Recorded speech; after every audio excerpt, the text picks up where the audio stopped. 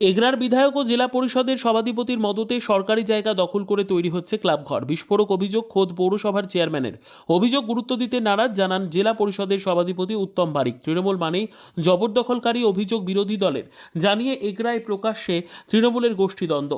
এগরা পুরসভার সরকারি জায়গা জবরদখল করে ক্লাবঘর তৈরি করাকে কেন্দ্র করে শুরু হয়েছে বিতর্ক।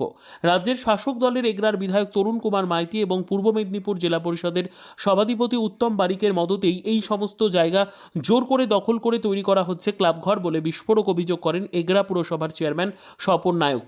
গত রবিবার পূর্ব মেদিনীপুর জেলার এগরা পুরসভার ৮ নম্বর ওয়ার্ডের সেন্ট্রাল বাস স্ট্যান্ড সংলগ্ন এলাকায় ঘটা করে একটি ক্লাবঘরের উদ্বোধন হয়। সেই অনুষ্ঠানে উপস্থিত ছিলেন স্থানীয় বিধায়ক তরুণ কুমার মাইতি, পূর্ব মেদিনীপুর জেলা পরিষদের সভাধিপতি উত্তম বারিক সহ শাসক দলের কাউন্সিলর ও নেতৃত্বরা। এগরা পুরসভার চেয়ারম্যান স্বপন নায়ক বলেন, আমি বারবার বিধায়ক সহ কাউন্সিলরদেরকে বলার পরেও তারা কি করে ক্লাব সদস্যদের সরকারি জায়গা দখল করতে উৎসাহিত করছেন। আমি মুখ্যমন্ত্রীর দপ্তরে এদের বিরুদ্ধে অভিযোগ করব। পাশাপাশি তিনি আরও অভিযোগ তোলেন, এগরা পুরসভার কাউন্সিলর জয়ন্ত সাউ সরকারি বিশ্রামাগার দখল করে দোকান করেছেন। শাসক দলের লোকেরা ক্ষমতার অপব্যবহার করছেন বলে দাবি চেয়ারম্যানের। কেউ কেউ আবার সরকারি জায়গায় পার্টি অফিস করেছেন। খুব শীঘ্রই এই সমস্ত অবৈধ দখলদারীদের উচ্ছেদ করা হবে।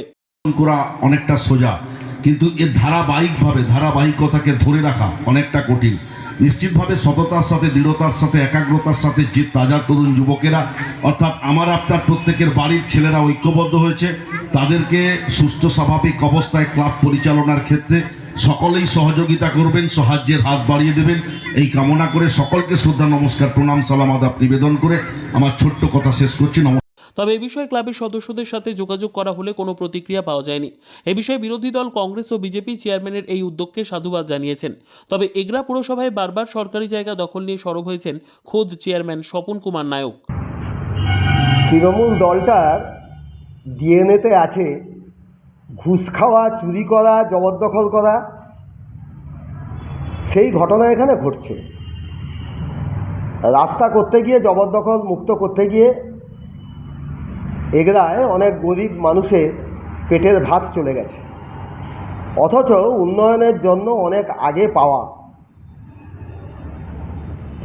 সরকারের কাছ থেকে পৌরসভার সম্পত্তি তৃণমূলের নেতৃত্ব, তৃণমূলের জনপ্রতিনিধি, বিধায়ক, জেলা পরিষদের সভাধিপতি দখল করছেন এবং তার বিরুদ্ধে প্রকাশ্যে অভিযোগ করছেন তৃণমূলেরই টিকিটে জেতা পৌরসভার চেয়ারম্যান। আমি স্বপনবাবুকে বলবো যে আপনি এখানে অভিযোগ করে কি হবে? আপনি লিখিতভাবে, এটা একটা ক্রাইম, আপনি কেন এখনো এফআইআর করেননি? আপনি এদের বিরুদ্ধে যদি এফআইআর করেন তাহলে বোঝা যেত যে আপনার মেরুদণ্ড সোজা আছে। আমি জানি যে পিডব্লিউডির উপর যা থাকা বিশ্রামাগার, সেটা একজন তৃণমূলের নেতা দখল করে দোকান করছেন।